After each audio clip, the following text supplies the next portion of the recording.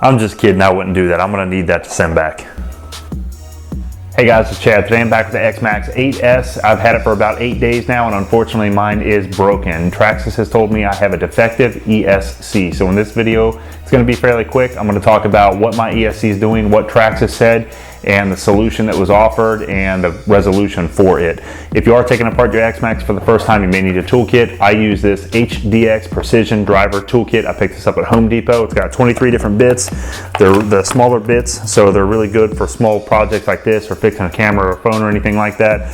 There's also one on Amazon that I like a little bit more. I don't have it yet, but I'll put the link in the description. It's got more bits and it's a little bit more durable, it looks. This flexible piece for this toolkit's really cheap, and these fall off eventually. And that toolkit on Amazon doesn't have that. It's just got an extension, which I wish I had. So check that link out. If you like this video, please hit like. If you like my channel, please hit subscribe. If you have any comments, please leave them below and I will get back to them. So I hope you enjoy the video. Thanks.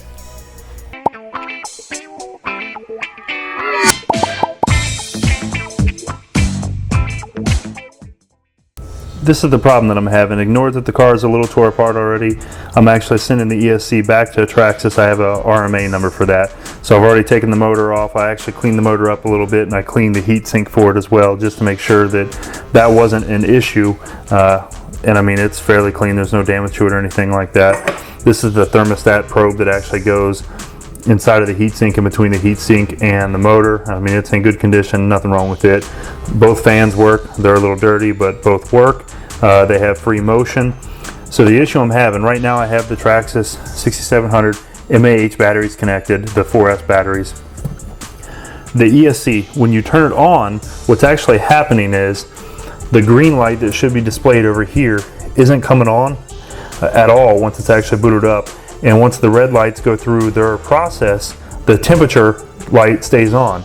Per the manual, when it has an overheating condition, it should have the temperature light solid red for stage 1, and the green light should be on as well. For stage 2, the temperature light blinks. I don't get that at all. However, the RPM for the fans do go up in speed. I can hear an audible sound as they go up in RPMs.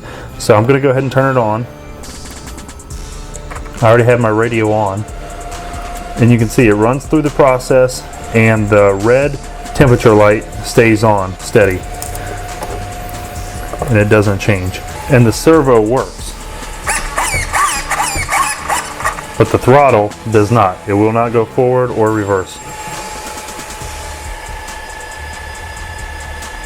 And I'll show you the lights again a little bit closer.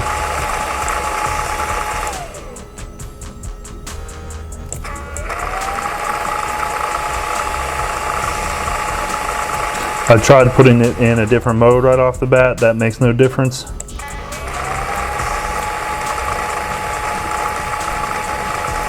So in sport, I'll do 3 blinks. We'll go to training mode. And still the red light comes on. Again, the green light over here still is not on per the manual.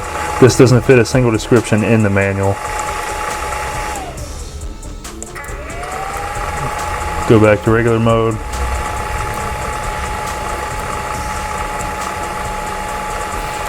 One last thing I did check, I took off the pinion gear off the motor that connects to the spur gear, just to make sure there was no binding issues or anything like that. I did that before I took the rest of the car apart, and with or without the pinion gear, the car rolled fine, and without the pinion gear, it made no difference to the issue I'm getting. And again, I mean, here's the temperature probe here, and you can hear the fans.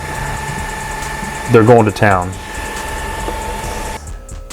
Alright guys, so that's the problem I'm having. I called Traxxas tech support tonight at about 5 o'clock, got a guy within about 3 minutes, wasn't on hold very long. He was friendly, he was helpful. He did offer one piece of advice. He said to make sure the X-Maxx is rolling freely, which it was. He said if I wanted to take it a step further, I could take off the pinion gear, so I did. It was really easy. It still rolled just as easy, but now there's no friction on the motor whatsoever. Turn it back on, same issue.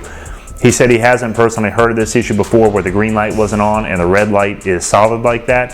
So the only bit of advice he had was to take out the ESC, mail it into them, and they will mail me a brand new one, he said. Unfortunately, they can't mail me one now, so I keep playing with it. I have to mail mine to them and wait for them to ship me one back. It didn't sound like they're really going to analyze it much at all. I'm just going to get a new one because of the issue I'm having. He said he doesn't feel comfortable sending me that repaired one because it is such a weird issue. So I'm going to go ahead and send the ESC back to Traxxas and wait for the new one. It'll probably be about a week or two until I get the new one. In the meantime, I'm going to clean this up a little bit.